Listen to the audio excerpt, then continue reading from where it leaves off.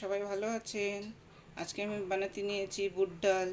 বুট ডালে দিয়ে দিলাম কুকার, দিলাম বুট ডাল, দিলাম হলুদ 1 চামচ, দিলাম লবণ, তারপরে জল অ্যাড করলাম, করে এবার 3টা হুইসেল দিয়ে নেব। তেল দিয়ে শুকনো লঙ্কা, ইলাইচি আর দালচিনি দিলাম, কয়েকটা জিরা দিলাম, কয়েকটা বাদাম দিলাম, দুটো তেজপাতা দিলাম,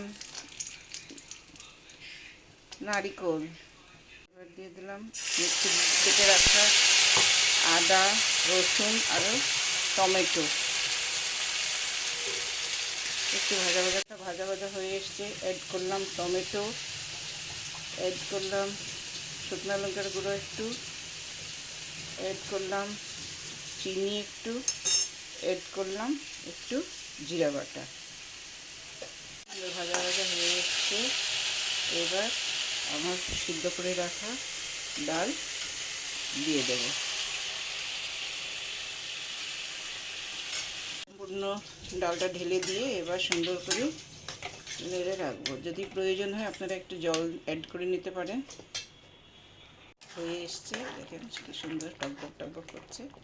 এবার আমি এর মধ্যে অ্যাড করে দিলাম ধনিয়া পাতা।